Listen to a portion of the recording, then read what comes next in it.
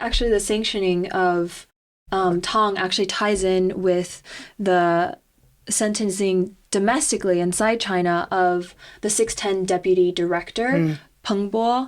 He was, a perpetrator of Mrs. Gong's prior arrests because he was basically the head of the 610 office, which is, like you mentioned, the Gestapo-like. It's an extra-legal agency that was created by Jiang Zemin to specifically target Falun Gong practitioners. And it operates today even in the West. It's in charge of transnational repression as well as domestic repression of Falun Gong. Yeah, and we'll definitely get into 610 office when we talk about Zhang's legacy, but you touched on something important that people in the West should understand.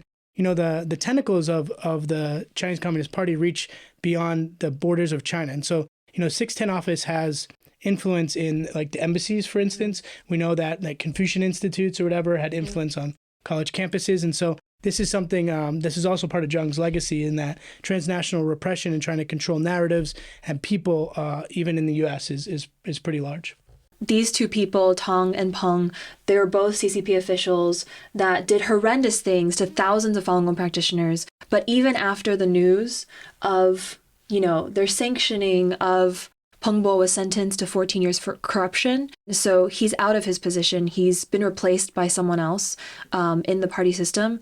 But that means that the 610 office still operates and the persecution is still going on, even in the absence of these top CCP leaders. Right. And it's we should note that, the infighting and things that happen within the Chinese Communist Party, it's very hard to understand what's really happening, right? So his sentencing, for instance, sentence for corruption, there's been actually, I think most of the heads of the 610 office has been sentenced from one thing or another over the years. But it's very hard to understand what's really going on behind the scenes of this kind of factional disputes. So all we can say is that they have been sentenced, and some of the allegiances for persecuting Falun Gong, whether it's Bo Xilai or Jiu Kang, those people have also been sentenced for very similar things around corruption.